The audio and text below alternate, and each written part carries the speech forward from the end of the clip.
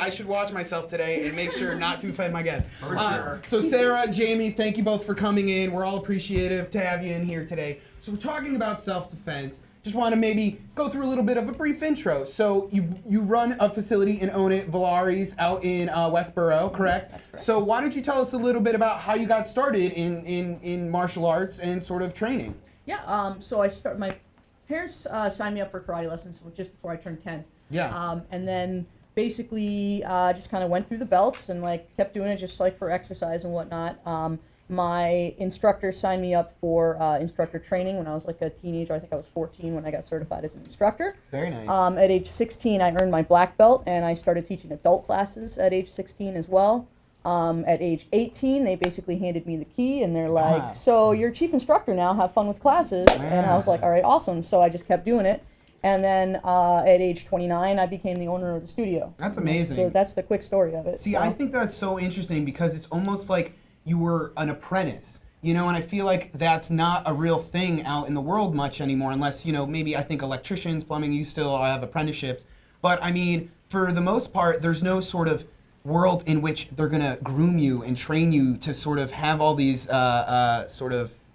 trainings inside of you. Now, do you find that it has been a huge, like, beneficial thing to have martial arts in your life this whole time? Definitely. Definitely? Definitely. The biggest thing is I don't have to feel afraid. Yeah. Like, and probably the thing that's most important to me as a martial artist is whenever my friends are with me, whenever I'm around, everybody feels safe. Yeah. And you cannot, there's no better feeling. Honestly, this episode feels 100% safer with the two of you here today. Now next to you we have Jamie. Now, Jamie, how long have you been sort of in martial arts? Oh man, well I'm gonna date myself here. My It's okay. mother took me to see Rocky in the movie theaters. Wow. And I said, I want to do that, Mom. I want to do that. And at the time where I grew up in a small town in New York called Oswego, and there wasn't any boxing facilities. Yeah. So I got thrown into wrestling. Oh, wow. Which I liked even better. So Yeah. I went from wrestling. I got a little older, got into karate, actually the same system that she's in right now. And it evolved from there, eventually into boxing, Wow. jiu-jitsu, Muay Thai.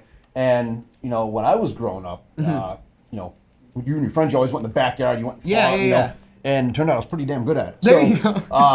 wasn't the brightest guy in the world. So I'm like, maybe beating people up for a living might be the best Yeah. choice. So that's kind of what I gravitated towards. And Sarah told me you used to do MMA fights as well. Yeah, when I started doing it in the mid '90s, the UFC first started in 1993, and it Okay. originated with a sport in Brazil called Vale Tudo. And Vale Tudo has 3 rules: no fish hooking, no eye gouging, and no small joint manipulation. Yeah. Other than that, almost anything goes. Wow. So when the UFC came here to the United States in '93, they had about the same rules. So it wasn't really, it was frowned upon for a long time in a lot of places.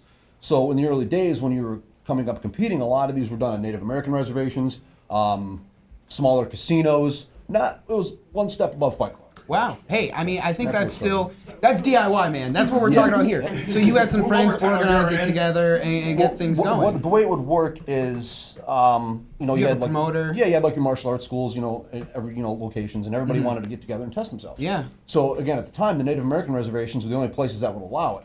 So what we would do is we would put on shows there, but as a contingent to that, they had their own tough guys, Yeah. and two of our guys would fight their guys, and like, all right, well, we're surrounded by a bunch of big Native Americans. You're going to lose this fight whether you want to or not. 'Cause we didn't want them You killing don't us. wanna afterwards. win this. Yeah, Yeah. you don't want to win. Take a couple good punches. You're tough enough. Go down, and then we'll get out of here. That's alive. awesome. So that's pretty much crazy. how it started. Well, that's, I think, really cool to me is that sort of world where, you sort of found something you wanted to do and you went for it. And that's what we're always trying to preach here on the show.